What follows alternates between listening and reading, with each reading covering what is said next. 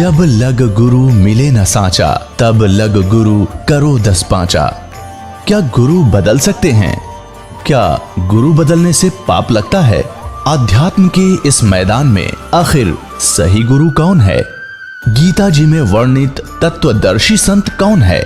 इन सभी प्रश्नों के उत्तर जानने के लिए अवश्य सुनिए जगत गुरु तत्वदर्शी संत रामपाल जी महाराज के मंगल प्रवचन। हिंदू झटके मारे ही ये, मुस्लिम करें हलाले। गरीबदास दोनों दीन का, थारा होगा हाल बेहाल। वहां देखियो थारा के बक्कल उतरेगा। बकरी कुकड़ी खा गए ये गऊ गधारा सूरे। गरीबदास उस भिस्त में तुमसे अल्लाह दूरे। भगवान तो निकट भी ना हो थारे, इसे नाला कहाँ गए।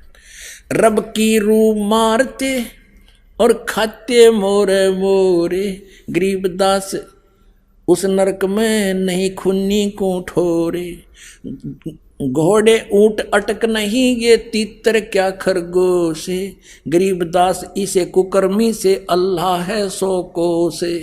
सुन मुल्ला उपदेश तू कुफर करे दिन रात। गरीबदास हक बोलता और मारे जीव अनाथ।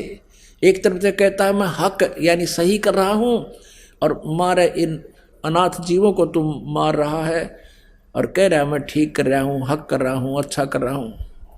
सुन काजी कलिया किया ये जाड़ सुआद रे जंद। गरीबदास दरगाह में तेरे गल में पड़ेगा फंद। अब क्या बताते हैं कि कैसा खाना खाओ। बासमती चावल पके, बासमती चावल पका और गरत खांड टुक डारे। गरीबदास करो भक्ति ही ये कूड़े काम निवारे। अब खाने का क्या बताते हैं कि बासमती तो चावल बनाओ और उसमें खांड और घी देसी डाल कर खाओ और भक्ति करो, ये बकवास छोड़ दो। बासमती चावल पका गरत खांड टुक डारे। गरीबदास करो बंदगी ये कूड़े काम निवारे। फिर क्या बताते हैं, फुल्का धोवा दाल कर अलवा रोटी खाए। गरीबदास का जी सुन ये मिट्टी मांस ना पकाए। कहते हैं भाई फुल्के और दाल बढ़िया बना के खा अपनी मूंग की, और अलवा रोटी बना ले जो ज़्यादा तेरा बहुत अच्छा है। तो गरीबदास का जी सुन ये मिट्टी मांस ना पका। रोजे रखें और खून करें फिर तस्बीह ले हाथ। गरीबदास दरगाह सरेत ने बहुत करी है घात। कबीर साहब कहा करते दिन में तो तुम रोजे रखो, व्रत रखते हो भगवान के लिए, और सामने वो कर्म बिगाड़ दिया, मुर्गा मार दिया, बकरा काट दिया, है तरह के जब काजी खलस उठाए दे तज रोजे की रीत। गरीबदास अल्लाह भजो ये समय जावेगा बीत।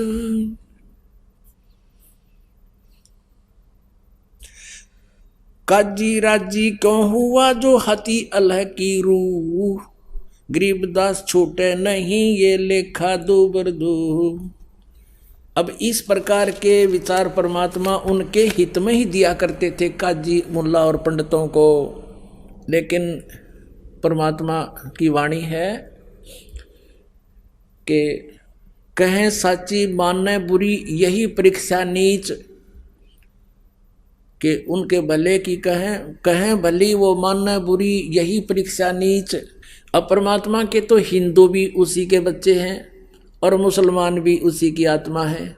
अब वो तो उनको पता है परमेश्वर को कि ये काल के द्वारा प्रेरित हैं, और काल चाहता है इनके इतने कर्म बिगड़वा दूँ, इनको फिर नरक में ठोक दूँ, गणे जनते इनकी आंखें ना खुलें, या फिर गधे कुत्ते बना कर छोड़ दूँ, कहीं इनको परमात्मा का पता ना लग जा, सच्चाई का ज्ञान ना हो जा। अब काल प्रेरणा से काजी और मुल्ला चंगर गए, बिगड़ गए और बहुत बड़ा बुरा माना, भगवान के साथ बहुत बदतमीजियाँ की।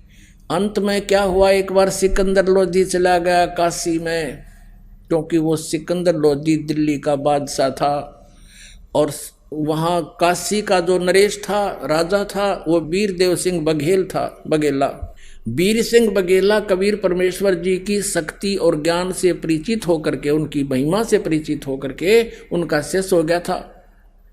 अब वो पंडित और काजी, इसलिए वो शांत थे, वहाँ चुप बैठे रहते थे, कबीर जी के साथ तो खसते रहते थे, लेकिन राजा के पास नहीं जाते थे शिकायत करने कि वो तो इनका शिष्य है।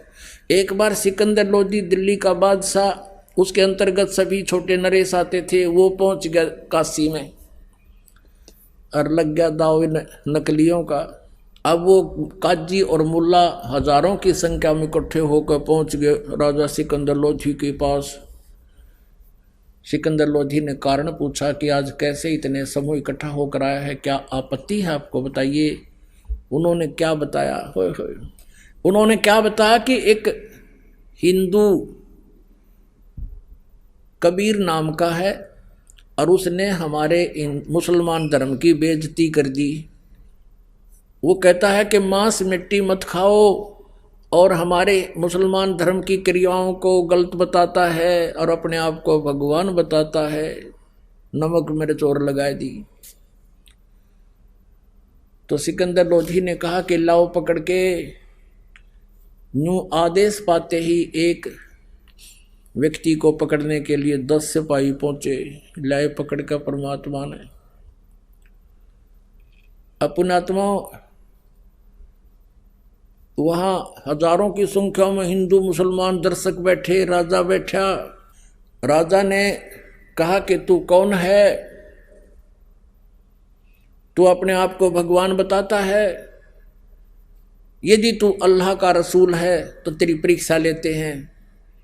एक गऊ मंगा दी, क्योंकि परमात्मा कह रहे थे गऊ मत मारो पाप होगा, तो ये तो उल्टे पड़े फिर भूंड की तरह।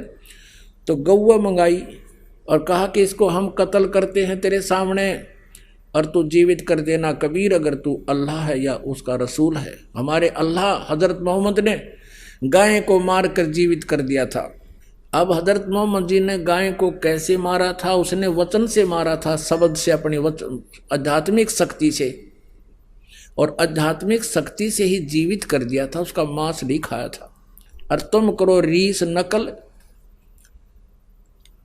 परमात्मा ने उनको बताया। फिर भी उन्होंने कहा कि ये गाय काट दी हमने, क्या बगाऊ थी, पेट में बच्चा था, माँ बेटों का 4 टुकड़े हो गए। अब सिकंदर लोधी ने कहा कि अब बोल, तू क्यों बैठा है, चुप कर, जीवित नहीं तेरी गर्दन काटेंगे। परमात्मा खड़े हुए और कहा हम ही अलखला हैं कुतुब गोश और पीर, और कह कबीर खालिक दनी हमरा नाम कबीर, मैं हूँ अल्लाह अकबर और हम ही पूरी सृष्टि के मालिक हैं। हम ही अलखला हैं कुतुब गोश और पीर, गरीबदास खालिक दनी मेरा नाम कबीर। दोनों माँ बेटा के एक थपकी उसका मारी, एक बच्चे का, दोनों के शरीर जुड़कर जीवित हो गए और गाय के नीचे बच्चा लाकर दूध की बाल्टी भर दी कबीर परमात्मा ने। बोलो बंदी छोड़ कबीर साहेब की जय।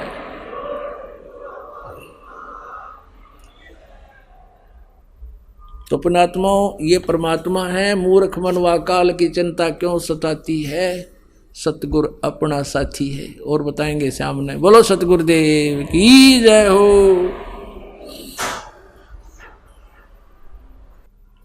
परम पिता परमात्मा पूर्ण ब्रह्म सारी सृष्टि के रचनहार,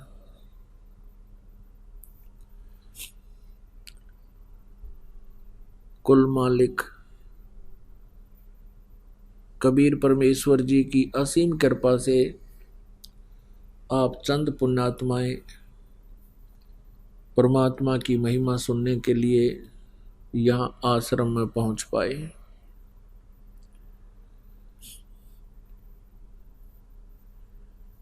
पुण्यात्मा, सत्संग में आने से आप जी को ये जानकारी होगी कि सचमुच हम बहुत गलत स्थान पर रह रहे हैं। ये स्थान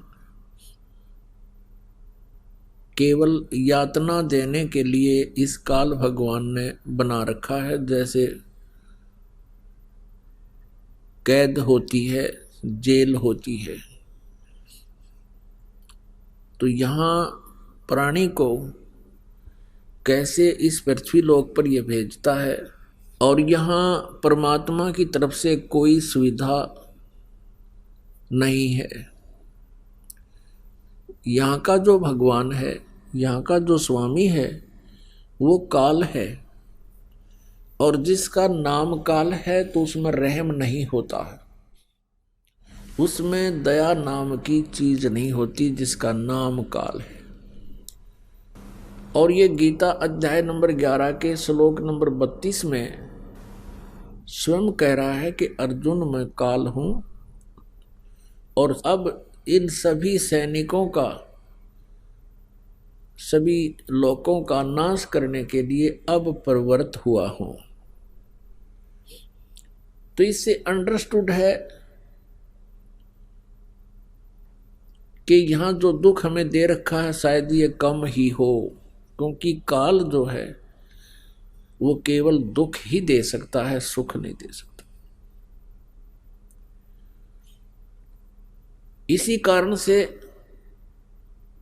आप जी कहीं किसी काम बस जंगल में गए हैं, खेतों में कार्य कर रहे हैं या मजदूरी कर रहे हैं, एकदम ओले गिरने लग जाते हैं, सिर में लगो, आंख फुटो चे टांग टूटो, भागकर इधर उधर किसी वृक्ष या मकान की शरण ले लें तो जान बच सकती है, अन्यथा नहीं। कहीं पर फ्लड आ जाती है, लाखों व्यक्ति बह जाते हैं, मर जाते हैं। अन्य प्राणियों का तो कहना ही क्या, वो कितनी कितनी संख्या में मरते हैं बिलों में, अन्य स्थानों पर। कहीं पर भूकंप आ जाता है, वहां पर भी कई हजारों लाखों की संख्या में प्राणी, मनुष्य, मानव समाप्त हो जाते हैं। आराम से लेट रहे हैं, भूकंप आया, पूरा इलाका नष्ट हो गया, हाहाकार मच गई। ये कोई स्थान है? ये कोई रहने के लायक है?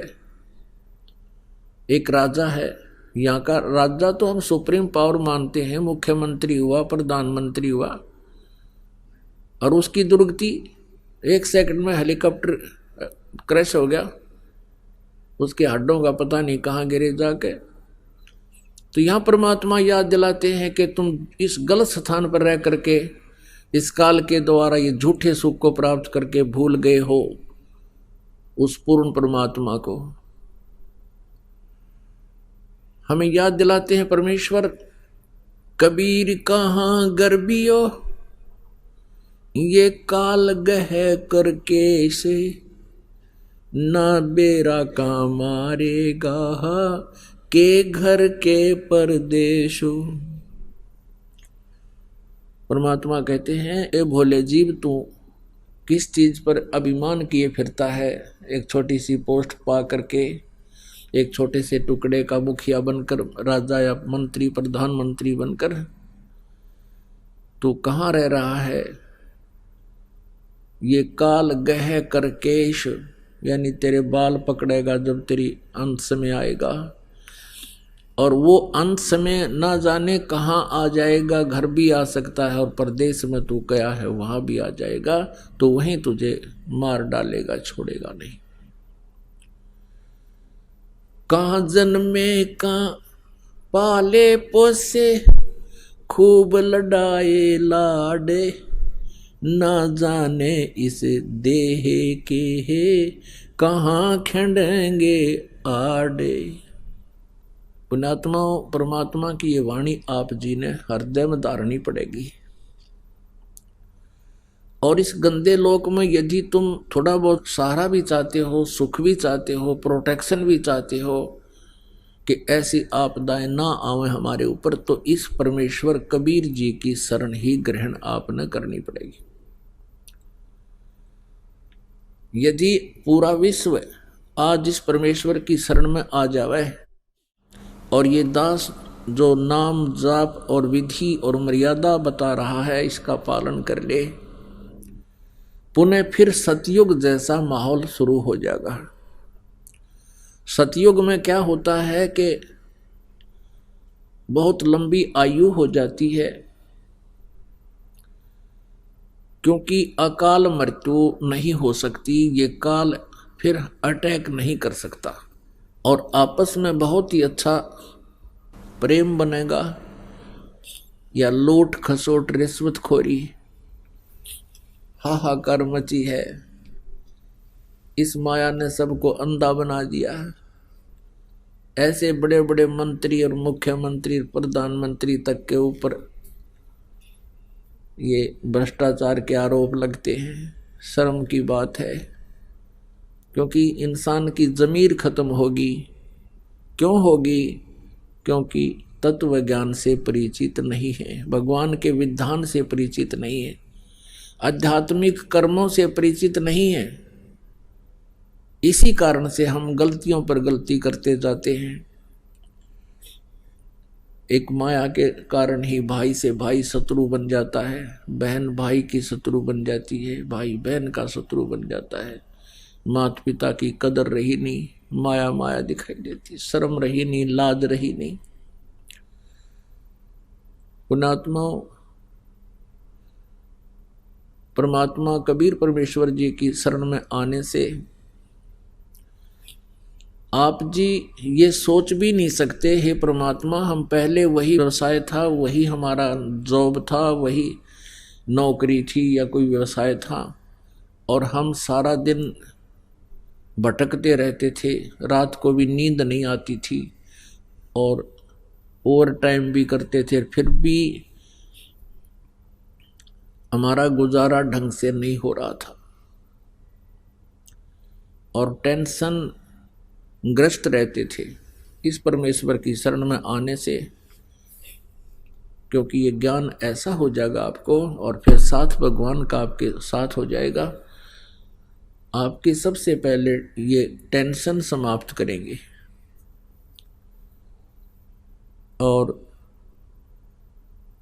आप ये सोच भी नहीं सकोगे, हे भगवान उसी पैसे में, उसी ही नौकरी में, तनख्वाह में आज हम बहुत अच्छी तरह अपना गुजारा भी कर रहे हैं और दो पैसे हमारे पास भी रह रहे हैं। इसके एक कारण तो ये होगा कि आपका जो बीड़ी शराब मांस तम्बाकू ये पैसा जो व्यर्थ होता था वो आपका सेविंग में आ जाएगा। दूसरा ये होगा कि आप डॉक्टरों के यहाँ जाते थे। पुण्यात्माओं, जब इंसान के पाप कर्म बढ़ जाते हैं, बताते हमें आकर के कि जी थोड़ा सा सिर में दर्द हुआ था, डॉक्टर के पास गए, सीटी स्कैन बोल दिया और उसमें जो है ना मस्तिष्क में कोई गांठ बता दी, ऑल इंडिया में भेज दिए, लाखों रुपये लग गए, सिर का ऑपरेशन हो गया और कुछ दिनों के बाद फिर जो की जो सती थी फिर होगी। एक गांठ निकाल दी तो गांठ तोड़ भी हो सके हैं, क्या फाइनल हो गया काम फिर इसमें? तो कहने का भाव ये है कि जब इस परमेश्वर की शरण में आप आ जाओगे, वही बीमारियां, वही रोग जो लाखों रुपए में ठीक नहीं होते थे, आपके 10, 20, 50 रुपए की दवा में आराम होना शुरू हो जाएगा।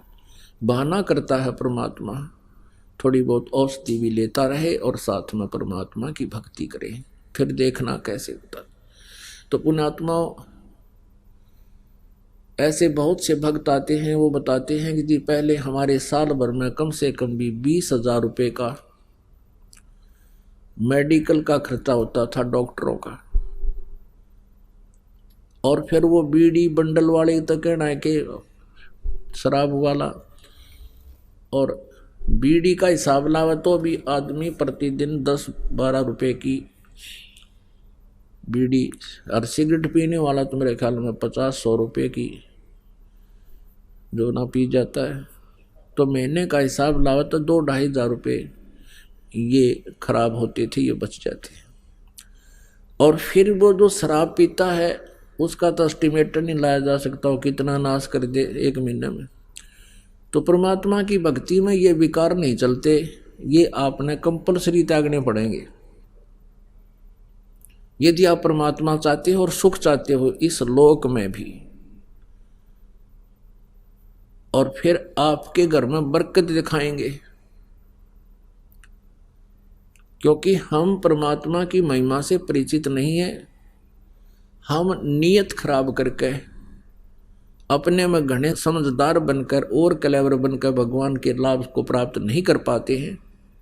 उपदेश लेने के बाद भी हम अपनी चतुरता नहीं त्यागते हैं, अपनी सोच से ही हम अपनी अटकलों से ही भगवान के विधान को भी रिजेक्ट करते रहते हैं, तो परमात्मा मदद नहीं करेगा। परमात्मा का नाम उपदेश लेने के बाद आपके अगम मगरम सब समाप्त हो जानी चाहिए, ब्लाइंड फेथ करना पड़ता है प्रभु पर।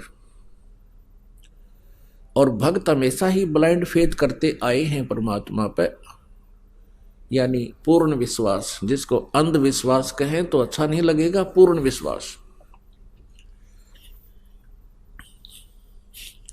अंधविश्वास कैसे करते थे कि जो गुरुजी ने बता दिया, संत ने बता दिया, हमने उसको सिरोधार्य कर लिया।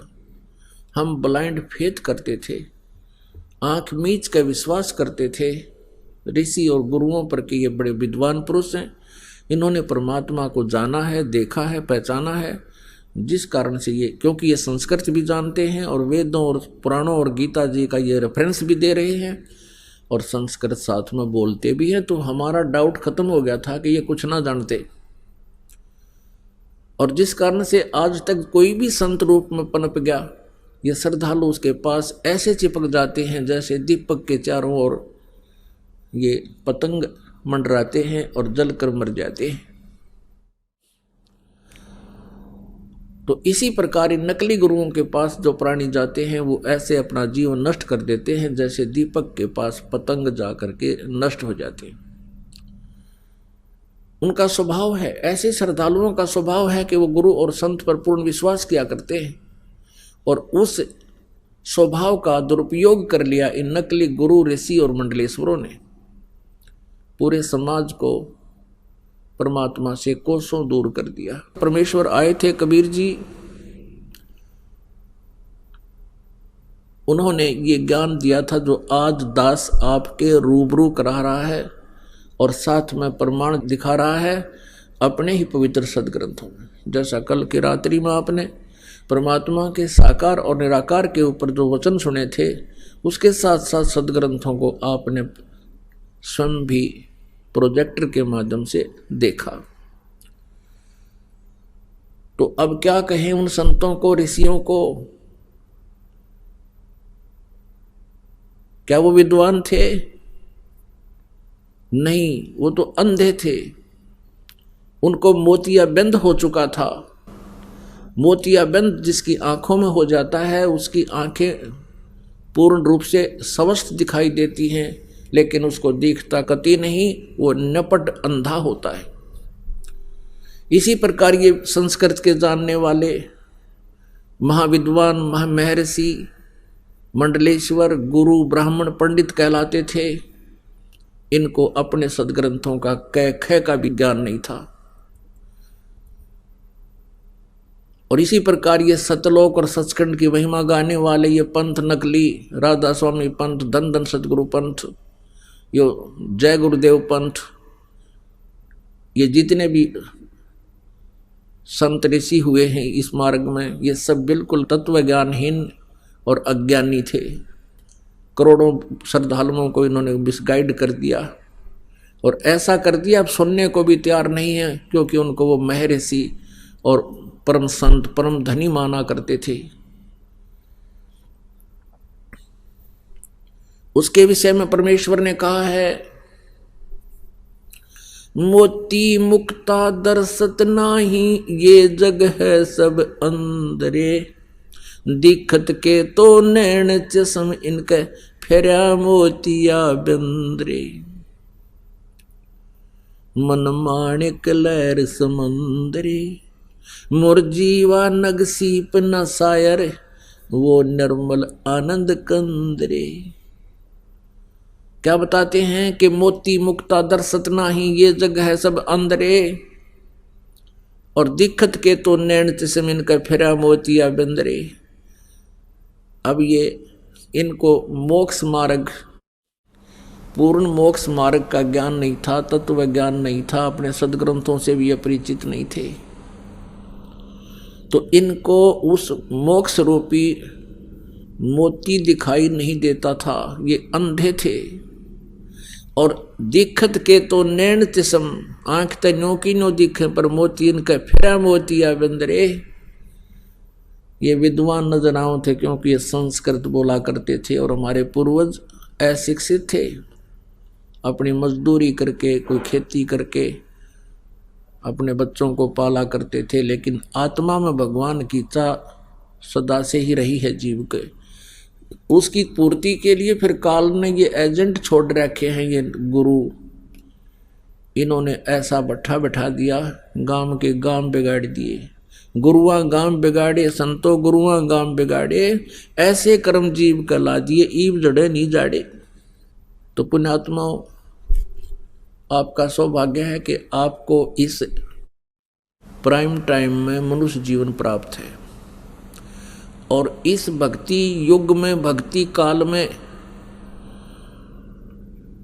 आप जी को मनुष्य शरीर प्राप्त है, और साथ में ये यथार्थ भक्ति मार्ग मिल गया।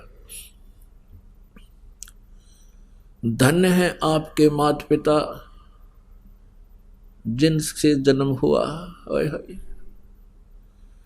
परमात्मा कहते हैं, या तो माता भगत जने, या दाता या सूर, और ना तरह ले बांझड़ी, क्यों व्यर्थ गंवावे नूर। परमेश्वर कहते हैं, या तो माता भगत पैदा करे, या दानवीर हो, दानी दाता, और या सूरवीर हो। अन्यथा कहते हैं इस तरह, और ये निरे अड़ंगे पैदा करते हैं जो भक्ति से दूर हैं, और सारा दिन दुनिया ने लूटें, बूंदी अच्छी बतलावें, और भी किसी के नाक में दम रखें। कहते इनसे अच्छा तो बांध डाले, क्यों अपने नूर को भी नष्ट करे, ऐसे नालायक संतान उत्पत्ति करके। तो पुण्यात्माओं, आप के माता पिता धन्य हैं जिनसे आपका जन्म हुआ, क्योंकि आप उन्होंने भक्त जन्म दिए। और फिर आप ही दाता हो, क्योंकि दोनों हाथों दान कर रहे हो, और दान देने से आपकी भक्ति उभरती है। धर्म तो दसके नहीं, दसके माने नाश नहीं हो धर्म का, और दसके तीनों लोक, यानी चाहे तीनों लोकों का नाश हो जावे, धर्म का नाश कभी नहीं होता।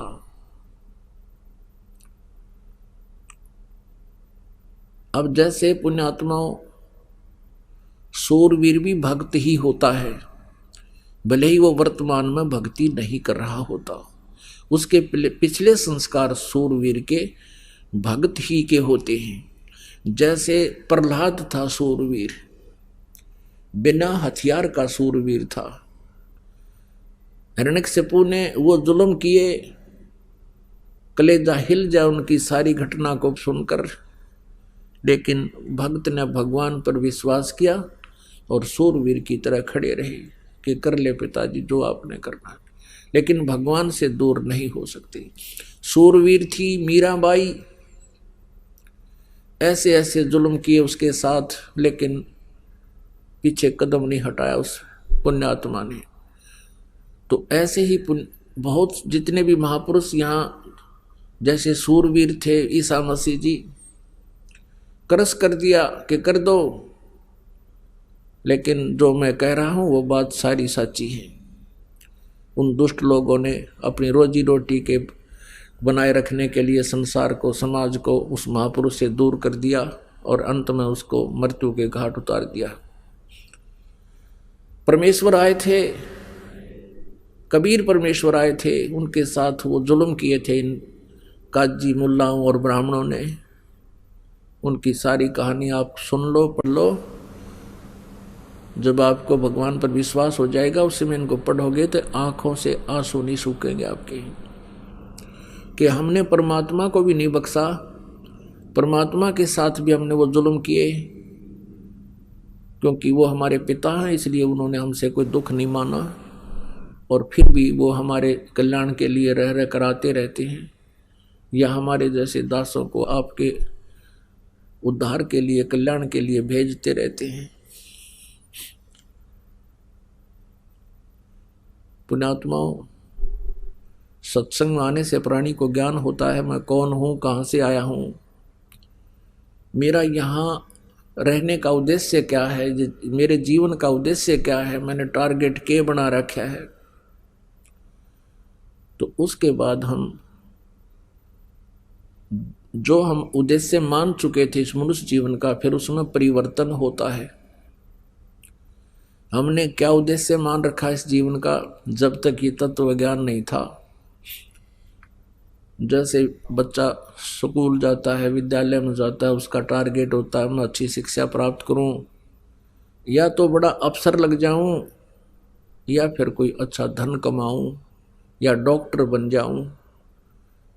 और डॉक्टर बनना या अच्छा अफसर बनना उद्देश्य क्या होता है कि घना धन कमाऊं और बड़ी कोठी बनाऊं, फिर ब्याह करवाऊं, फिर पुत्र पुत्री प्राप्त हो जाए, संतान हो जाए, उनकी परवरिश करूं, अच्छा पढ़ाऊं लिखाऊं, फिर उनका ब्याह कर दूं और फिर बेशक मर जाऊं।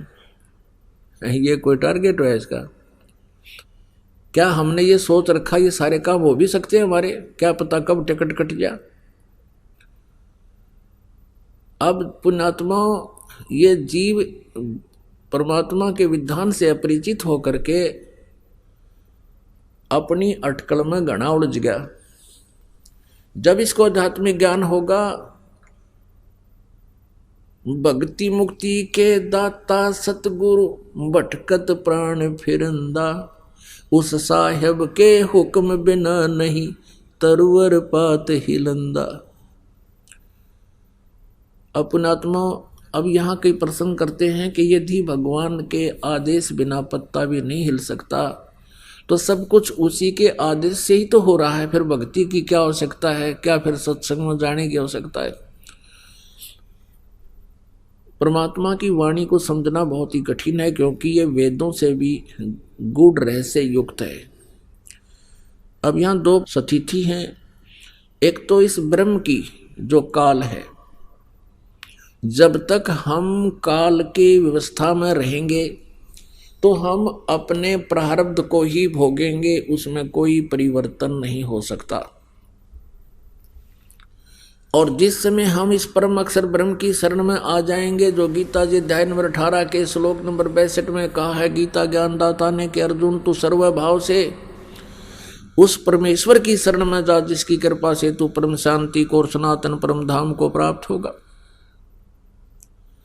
उस परमेश्वर की शरण में आने के उपरांत फिर उस परमात्मा के हुक्म बिना पत्ता नहीं हिला। लेकिन उस परमात्मा से लाभ लेने के लिए हमने जो मर्यादा है वो हमारी प्रॉपरली बनी रहे। उन मर्यादाओं के टूट जाने से तो फिर काल के हुक्म बिना पत्ता नहीं हिला। उसने जो करना है वो करना ही है। तो इस प्रकार जैसे आप जी परमात्मा से दूर रहकर प्रत्येक प्राणी नो सोचा है मैं अपने बेटे और बेटियों को इतनी अच्छी शिक्षा दे दूं कि ये टॉप में आवे प्रत्येक कक्षा में, और फिर ये बड़े IAS IPS या कोई डॉक्टर इंजीनियर बन जावें। पुण्यात्मा सभी इसी उद्देश्य से अपने बच्चों को शिक्षा दिलाते हैं। और कौन कितने क्या बनते हैं, इधर आपका कभी ध्यान नहीं जाता, क्योंकि आप उस संसार के ही विचारों में ग्रस्त रहते हो। एक दूसरे से डिस्कस करके बस इतनी ही सोच लेते हो, फलाने का लड़का डॉक्टर लग गया और उसने भाई 2 साल में कोठी बना ली, फलाने का लड़का इंजीनियर लग गया, बस 3 साल हुए हैं भाई, वहाँ कोठी गाड़ दी, बढ़िया कार ले ली। यानी जितना वो लुटे खसोटे दुनिया में, उतनी प्रेज होती है उसकी। और उसकी आगे फिर दुर्गति क्या होगी, ये तत्व ज्ञान के इस जो है ना चश्मे से दिखाई देगी कि उसकी केबरन मिट्टी होगी। पुण्यात्माओं, जिस भी प्राणी के भाग्य में जो लिखा है उसको वही मिलेगा। कोई ये सोचे कि मेरे करने से मैं प्रयत्न करूंगा और तभी मुझे सब कुछ मिलेगा, यह भूल है। प्रयत्न तो प्राणी को करना ही पड़ेगा, लेकिन परमात्मा के बिना उसको कोई लाभ नहीं हो सकता।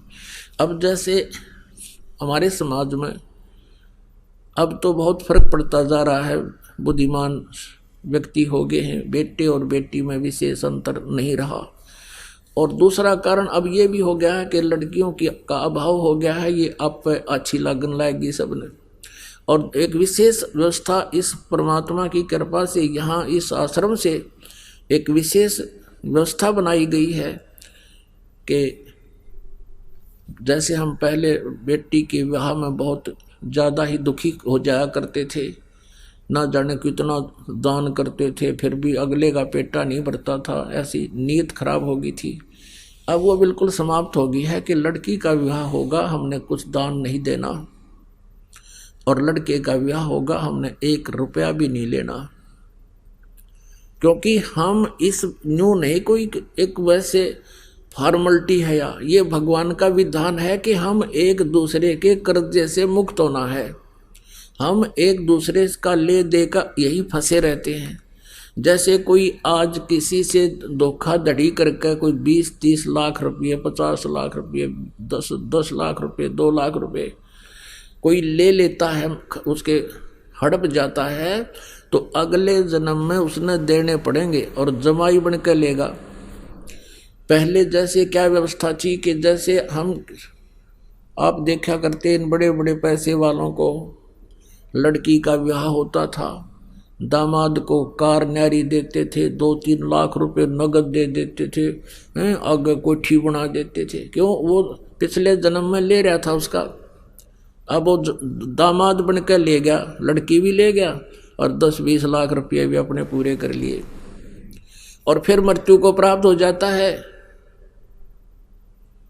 एक बहुत बड़ा अधिकारी था, उसने अपनी लड़की का विवाह किया अपनी रिटायरमेंट से 6 महीने पहले,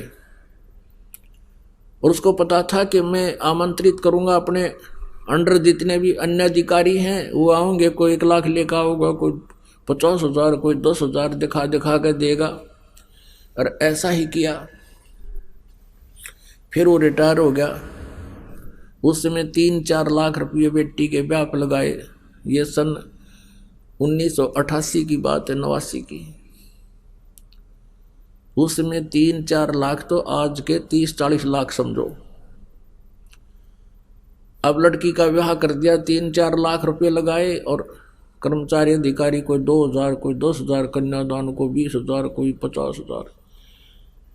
और फिर क्या हुआ,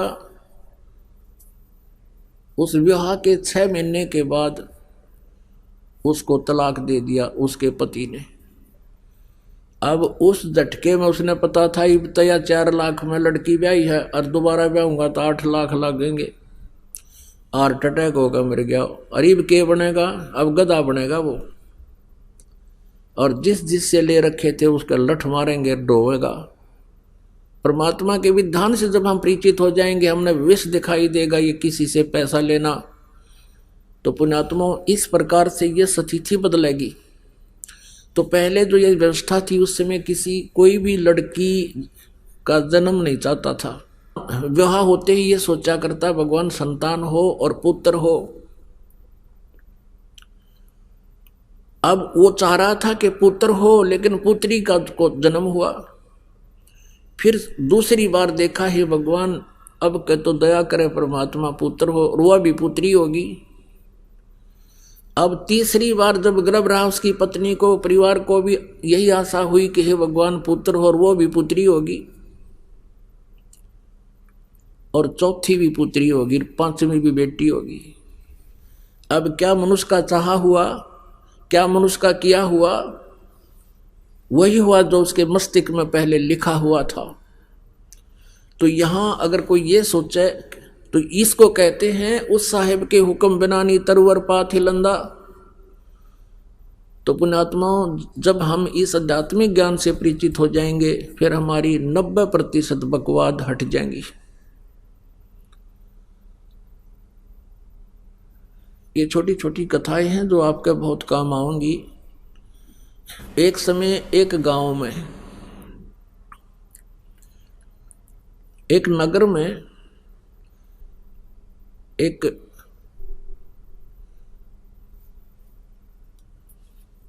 सेठ रहता था और उसने अपने गुरुजी से जो ज्ञान प्राप्त किया था उससे ये पता लग गया था कि भाई अब ये व्यवसायिक जो लोग होते हैं ये इन्हें देखा करें कि भाई कहाँ मुझे लाभ होगा, इन मोक्ष से कोई लेना देना नहीं होता। तो उसने ये पता पूछ लिया अपने गुरुजी से जब सत्संग कर रहे थे, फिर बाद में पूछा कि गुरुजी यूँ कहते हैं कि जैसे इस जन्म में किसी ने किसी से पैसा ले लिया और वो नहीं दे सका तो अगले जन्म में वो 1000 गुना करके वापस देना पड़ेगा। कहा बेटा ऐसा ही होता है। तो उस लाला जी ने क्या कराया, अपना बोर्ड लगा दिया दुकान के आगे कि अभी कर्ज ले जाओ, जिसने कर्जा चाहिए, किसी ने लोन चाहिए ले सकता है, लेकिन अगले जन्म में लूंगा, इस जन्म में लूं कोई ना। अब ये जो पैसे के पुजारी होते हैं ये इसे इतनी गिरजन की वृत्ति बताते हैं। एक लाला जी मर गया, यम के दूत पकड़ के ले गए। तो उससे पूछने लगे भाई तेरे को पहले स्वर्ग में भेजा या नरक में, क्योंकि तेरे इतने पुण्य इतने पाप। नो बोला दोनों के बीच में बिठा दे, नून के भी आओगे गा कर, नरक वाले भी आओगे, दोनों के बीच में बिठा दो मैंने। यानी वहां भी अपने बिजनेस पॉइंट व्यू से ही सोचा उसने। तो इसी दृष्टिकोण से उस लाला जी ने अपने गेट पर यह बोर्ड लगा रखा था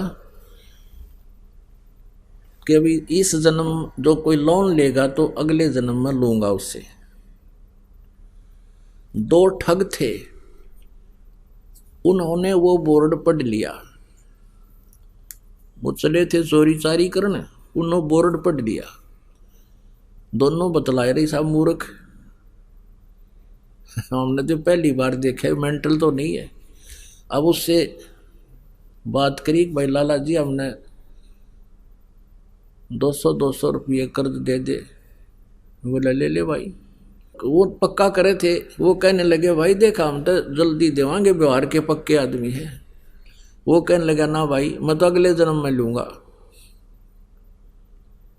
अब उन्होंने फिर पक्का कर करना भाई हम तो 6 महीना के भीतर तेरे वापस दे देंगे ब्याज रुपया। वो बोला ये ब्याज लूंगा और अगले जन्म में लूंगा, ना तो जाओ तुम। तो उन्होंने सोचा अच्छा भाई ले अगले जन्म में ले। उन तो ठगना था ही वो। उन दोनों ने अपने 200 रुपये या जैसा भी 100 या 500 लिए और दरे गठड़ी में चल पड़े। आगे वो चलते जा रहे थे। एक गांव के बाहर एक तेली का घर था। पहले तेली होते थे, कोल्लू चला करते थे बैल से, और उसमें सरसों पीड़ा करते थे और तेल बनाते थे। उस तेली के आंगन में कोल्लू लग रहा था। एक बैल तो चल रहा था, कोल्लू चला रहा था। एक वहां खड़ा था, पेड़ से बांध रखा था। तेली किसी कामवश गांव में गया हुआ था। वो दोनों वहां रुक गए, जलपान कर ले, पानी पी लेते हैं। उन्होंने पानी पिया तो दोनों बैल बतलावे थे, आपस में बातें कर रहे थे। अब जो बैल चल रहा था उसमें कोल्लू में उसने पूछा जो बैल खड़ा था कि भी तेरा कितना लेन देन इस तेली के साथ बचा है। अब वो खड़ा बैल कह रहा है कि अभी कल जो है ना एक व्यक्ति आएगा और मुझे इससे मोल ले जाएगा। 200 या 400 रुपये में। वो उस तेली का वो इतने पैसे मांगता है, और वो जो मुझे लेने आएगा वो मेरे 1200 रुपये मांगता है। उसके सारा हिसाब किताब लाकर 1200 रुपये ब्याज ब्यूज के हो रहे हैं। और वो फिर क्या होगा, मुझे यहाँ से ले जाएगा। आगे एक राजा ने हाथियों का युद्ध करवा रखा होगा आपस में भिड़ंत, और उसमें इनाम रखा होगा 12 रुपये का रखा हुआ है। मुझे वो ले जाएंगे, उनका वो तमाशा देखने लग जाएंगे हाथियों के झगड़े लड़ाई को, और मैं उस हाथी को हरा दूंगा जिसने सबको पराजित कर दिया होगा। और फिर मुझे 1200 रुपये का इनाम मिलेगा मेरे उस मालिक को जो यहाँ से ले जाएगा। मेरी मृत्यु हो जाएगी, मेरा और उसका हिसाब बराबर हो जाएगा। भाई मैंने पिछले जन्म में उसने जो ना 20 रुपये लिए थे, आज वो 1200 हो गए।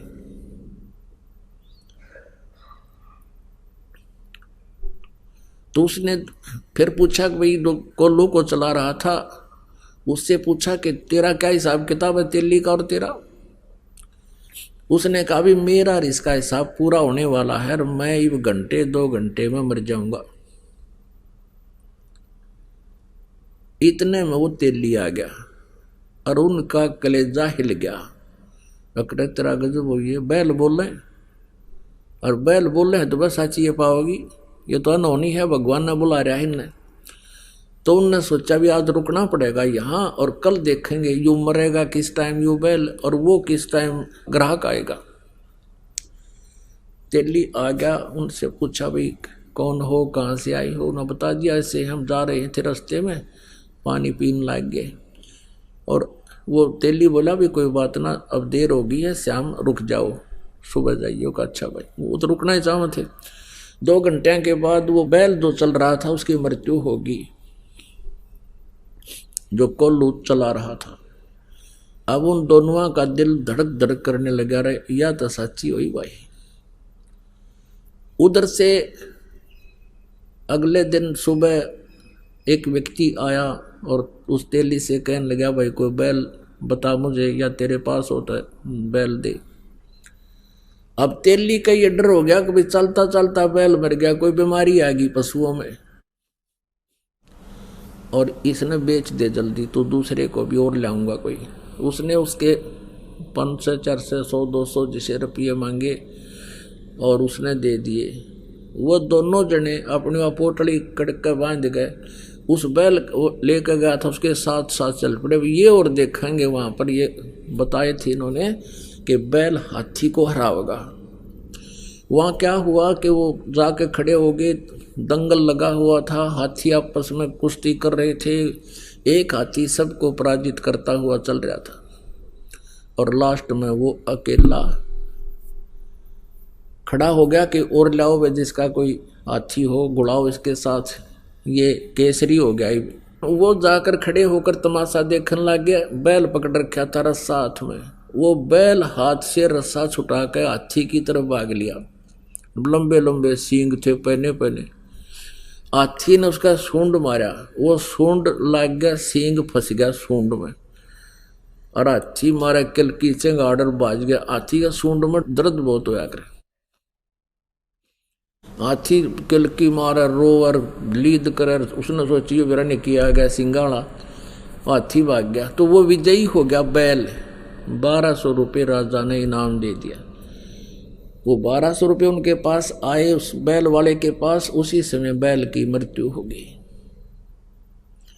अब वो दोनों जने, उनके पैरों तले की जमीन खिसकन लगी, क्या तो बूंदी बनेगी, बैल बनना पड़ेगा इस लाला जी का जिसके पैसे ले आए हम। वो दोनों वापस आ गए। अगले दिन 9 के 9 दोनों ने पैसे रख दिए। सेठ जी अपने पैसे पकड़े, ये मारा पर नहीं उठा ही पे। लाला जी ने ठाकर बाहर गली में फेंक दिए, मारे मेरे लेखे कितने ले जाओ, हम ना, मैं ना लूँ, अगले जन्म में लूँगा। और वो ठाठा उल्टे धरे, उसके हाथ जोड़े, लाला जी माफ़ कर दे, अगले जा, मैं ना लूँ कती भी। वो बाहर फेंक गए। उन्हें सोची बड़ा साका होया भाई। अब वो उठा कर उसने, वैसे तो गिरे क्यों कर, क्योंकि देना पड़े, वो तो बहुत सुरक्षित रखने पड़े उनको, कदे को छीन भी ना ले जा, थारे बचाव रखे। तो उसने सोचा भाई साधु संतों के पास इसका कोई समाधान होता है। एक संत कहीं बैठा था, वहां पहुंच गए और कहने लगे महाराज जी हम एक कसूते संकट में फंस गए, कोई समाधान बताओ। सारी कहानी बता दी। अब वो संत बोला भाई एक काम करो, इसका कोई धर्म पुण्य में ला दो उस लाला जी के नाम पे।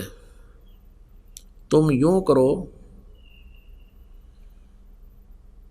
एक धर्मशाला बनवा दो मेन रास्ते पे और एक कुआं बनवा दो, उस पर लिखवा दो लाला जी उस सेठ का नाम कि उसके नाम की धर्मशाला।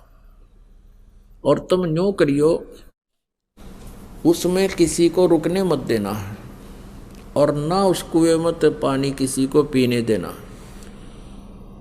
बोला जी फिर क्या होगा? फिर तुम मैं बताओगे क्या होगा, और जो मैं कहूँ इतना कर दो। अब वो ने सोचा भी महात्मा ने जो कहा है तो बात फिर ये जाना आगे क्या होगा। उन्होंने एक मेन रास्ते पर जो स्टेशन से उतरकर गांव को आता था,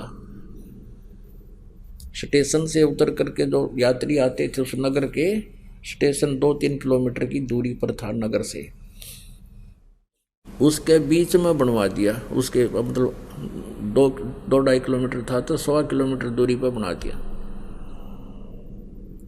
और वो कुआं बना दिया, एक धर्मशाला बना दी, लिख दिया लाला जी का नाम जिस पर उन्होंने लोन लिया था, उधार ली थी। अब वहाँ यात्री आवे और पानी पीने या थोड़ी देर विश्राम करने के लिए धर्मशाला की तरफ जाऊं, वो दोनों लकड़े लठ लेकर खबरदार दो यहाँ आगे होता है, चलो यहाँ से।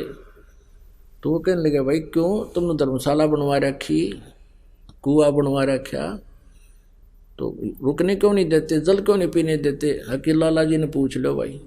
आइए अब हम उन श्रद्धालुओं के अनुभव जानते हैं जो जगत गुरु तत्वदर्शी संत रामपाल जी महाराज जी से दीक्षा प्राप्त कर चुके हैं तथा उनके द्वारा बताए गए भक्ति मार्ग पर चल रहे हैं। सर नमस्कार। नमस्कार जी। क्या नाम है आपका? सतपाल सिंह। सतपाल सिंह जी कहाँ से आए आप? मैं गांव गुराना जिला हिसार से। सर संत रामपाल जी महाराज जी से नाम दीक्षा आपने कब ली? 10 जून 2014 को लीजिए। सर संत रामपाल जी महाराज जी से नाम दीक्षा लेने से पहले आप क्या भक्ति साधनाएं करते थे? एक आदमी जो सुख पाने के लिए जो भी भक्ति साधना करता है, जो जो बताता है, मैंने सभी की, कोई भी भक्ति नहीं छोड़ी मैंने। जैसे कि? जैसे मैं राधा स्वामी में गया दिनोद में, उधर से नाम लिया और जैसी भक्ति बताई उन्होंने ऐसी की। 2.5 घंटे सुबह, 2.5 घंटे शाम बैठा, जैसी बताई उससे भी थोड़ी ज़्यादा ही की होगी लेकिन कोई लाभ नहीं। फिर मैं मेरे चाचा जी के कहने से ओशोधारा में चला गया और ओशोधारा में गया तो मैं देखो, मैं फ़ोटो भी दिखाता हूँ आपको। ओशोधारा जो आप देख रहे हो ये मेरे उसी टाइम के फ़ोटो है जब मैं ओशोधारा में गया था। कितने वर्ष तक आप ओशोधारा में रहे? ओशोधारा में सर मैं 4 साल रहा। 4 साल तक आप ओशोधारा में रहे। राधा स्वामी पंथ में कितने वर्ष तक आप रहे? राधा स्वामी में करीब 6-7 साल राधा स्वामी में लगाए मैंने। जब आपने राधा स्वामी पंथ से नाम दीक्षा ले रखी थी, आप ओशोधारा से जुड़े हुए थे, तो फिर आपने संत रामपाल जी महाराज जी से नाम दीक्षा क्यों ली? जो राधा स्वामी में जो मेरे अंदर की तलाश थी, वही भक्ति से जो सुख होएगा है, वो सुख कहीं भी नहीं मिल रहा था। उसके लिए मैं बहुत जगह भटका। क्या सुख चाह रहे थे आप? सुख जैसे वही मानसिक परेशानी थी, मैं नशे भी करता था और जीवन से तंग सा आ चुका था। जैसे वही जो असली साधना मेरे को मिल नहीं रही थी, जो मानव जीवन के जो सुख है उससे मैं वंचित था। सर जब किसी व्यक्ति पे परेशानी आती है तो वो किसी बाबा की शरण में ही क्यों जाता है, डॉक्टर्स के पास क्यों नहीं जाता? डॉक्टरों के पास भी गया जी मैं, देखो आपको रिपोर्ट दिखाता हूँ, मेरे को कैंसर तक था, पूरा जीवन खराब हो लिया, लेकिन डॉक्टरों के पास भी कोई इलाज नहीं, मेरा जीवन भी जाना था। और संत रामपाल जी महाराज की ऐसी दया हुई जो कि बिना नाम लिए ही मेरे को ठीक कर दिया। उसके बाद मैं शरण में गया था। कहाँ था कैंसर आपको? मेरे को जी देखो ये हाथ में था, कैमरे के सामने दिखाऊंगा मैं, ये दो उंगली कटने को बोल दिया था डॉक्टर ने। डॉक्टर बरवाड़ा में बहनीवाड़ा उसने हिसार में ही बोल दिया था। और मैं रिपोर्ट दिखाऊंगा आपको, अग्रवा मेडिकल कॉलेज ने उसने भी बोल दिया था। हाँ जी मैं रिपोर्ट साथ लेके आया हुआ हूँ जी। कौन से मेडिकल में आपने दिखाया? ये अग्रवा मेडिकल कॉलेज में। उसने ये बोला था भाई मैं उंगली काटने से बचा दूंगा, कोशिश कर सकूंगा सिर्फ, बाकी तो सब डॉक्टरों ने उंगली काटने को बोल दिया था। तो जी देखो ये रिपोर्ट सर आपको ऐसा क्यों लगता है कि संत रामपाल जी महाराज जी से नाम दीक्षा लेने के बाद ही आपका कैंसर ठीक हुआ है? संत रामपाल जी महाराज जो साधना बताते हैं शास्त्रों के बिल्कुल अनुसार बताते नहीं, ये जो कैंसर आपको था ये डॉक्टरों के इलाज से ही आपका ठीक हुआ है ना? ठीक है। जब हुआ जी ये संत रामपाल जी महाराज की शरण में जाने के लिए मैं तैयार हुआ, तो नहीं तो पहले भी इसी उंगली के 5-6 ऑपरेशन हो चुके थे, तो पहले नहीं ठीक हुआ। ये हर दूसरे तीसरे महीने उतनी बड़ी हो जाती थी। संत रामपाल जी महाराज जी से नाम दीक्षा लेने से पहले आपने 5 ऑपरेशन करवाए लेकिन वो ठीक नहीं हुए, ना नहीं हुआ जी ठीक। तो क्या आप मानते हैं कि संत रामपाल जी महाराज की दया से ठीक हुआ? हाँ जी, संत रामपाल जी महाराज की दया है। और भी मेरे को बहुत सारे लाभ मिले। जीवन बिल्कुल बेकार हो चुका था और एकदम मज़ा आ गया जीने का जब से शरण में। मेरे नशे भी छूट गए, मैं नशे भी करता था, भांग भी पी लेता था, वो भी छूट गए। और भी इधर उधर की बुराइयां जितनी भी आदमी में हो वो सारी तरह की अब ऐसा लगा है संत रामपाल जी महाराज की शरण में आने के बाद मैं इंसान बन गया। सतपाल सिंह जी, एक बात बताइए, आप राधा स्वामी पंथ में भी रहे हैं, ओशो धारा में भी आप रहे हैं, क्या तब भी आपको कैंसर था? हाँ जी, तब बार बार हो रहा था मेरे को। तो वहाँ से जब आपने नाम दीक्षा ली तो वहाँ से ठीक क्यों नहीं हुआ? सर उनके पास जो भक्ति है उससे कोई लाभ ही नहीं हुआ, वो शास्त्र विरुद्ध भक्ति है। और अगर उनसे कुछ लाभ होना था तो मैं अंदर संतुष्टि भी हो जानी थी और दूसरे गुरु बार बार बदलने भी नहीं पड़ने थे। सर लेकिन लाखों की तादाद में लोग अभी भी वहाँ से जुड़े हुए हैं। हाँ, वो सब ऐसी अंधश्रद्धा भक्ति के तहत जुड़े हुए हैं। जिस दिन भी कोई लाभ या कोई इस तरह की जरूरत पड़ेगी तो उधर कोई लाभ नहीं मिलेगा। सर ये बात तो आपके बारे में भी कही जा सकती है कि आप भी अंधश्रद्धा भक्ति के तहत जुड़े हुए हैं। या तो जी शास्त्र के अनुसार बिल्कुल प्रमाणों के साथ भक्ति बताई जाती है। इधर ऐसा कोई अंधेरे में किसी को नहीं रखा जाता। सर संत रामपाल जी महाराज जी से नाम दीक्षा लेने के बाद आपको और क्या लाभ मिले? संत रामपाल जी महाराज के से दीक्षा प्राप्त करने के बाद मेरी कैंसर ठीक हो गई, शरीर में सारे नशे जितने भी थे वो ठीक हो गए और जीने में बिल्कुल मज़ा आ गया। एक नेक इंसान बना दिया जी संत रामपाल जी महाराज ने। सर आप भगवत चोला धारण कर चुके थे संत रामपाल जी महाराज जी से नाम दीक्षा लेने से पहले, जिसको आज की जो जनरेशन है, आज का जो समाज है, वो उनको संत के तौर पर देखता है। तो सर आपको क्या लगता है कि कितने सारे जो भगवा पहनावा जो पहनते हैं संत, क्या उनमें कोई संत नहीं है जो आप संत रामपाल जी महाराज जी से जुड़े? ये सवाल हम आपसे इसलिए कर रहे हैं क्योंकि संत रामपाल जी महाराज जी का जो पहनावा है या उनकी जो वेशभूषा है वो संतों की तो बिल्कुल नहीं है जैसा कि हम समझते हैं। कंठी माला सुमरणी पैरे से क्या होए, ऊपर ढूंढा साध का अंदर राख्या खोए। जो सतभक्ति है वो संत रामपाल जी महाराज के पास है और बाकी किसी के पास नहीं है। सर आप भगत समाज को क्या संदेश देना चाहेंगे कि आपकी कैंसर जैसी बीमारी ठीक हुई? अमूमन देखा यह जाता है कि कैंसर एक जानलेवा बीमारी के तौर पर देखी जाती है। सर क्या कहना चाहेंगे? हाँ जी, संत रामपाल जी महाराज जी इस टाइम 21 ब्रह्मांड में सतभक्ति दे रहे हैं और कोई भी सतभक्ति नहीं दे रहा। अपना मानव जीवन बचाना है तो संत रामपाल जी महाराज की शरण में आना ही पड़ेगा जी। सतपाल जी क्या करते हैं आप? मैं आर्मी में हूँ सर। सर आप आर्मी में हैं और संत रामपाल जी महाराज जी से जुड़े हुए हैं, इसके पीछे कारण क्या है? आखिर कौन सी ऐसी बातें संत रामपाल जी महाराज जी बताते हैं या ऐसा क्या देते हैं कि लोग लगातार उनसे जुड़ रहे हैं और जो जुड़े हुए हैं उनकी आस्था लगातार बढ़ती जा रही है? देखो जी, संत रामपाल जी महाराज सतभक्ति बताते हैं जिससे जो भी लाभ होते हैं भक्ति से वो सभी संत रामपाल जी महाराज की शरण में जाने से ही होते हैं और दूसरी जगह जाके सतभक्ति नहीं है और उनसे कोई लाभ नहीं होता जी। सर मैं उस टाइम की जो पीड़ा थी वो शब्दों में बयान नहीं कर पाऊंगा। अभी मैं वो बीते दुख को भूल चुका हूँ। संत रामपाल जी महाराज ने सुख इतने दे दिए हैं और देखो कैंसर जैसी बीमारी मेरी ठीक कर दी, तो और कहीं जीवन नष्ट करने की बजाय आप संत रामपाल जी महाराज की शरण में आइए। जी धन्यवाद। नमस्कार।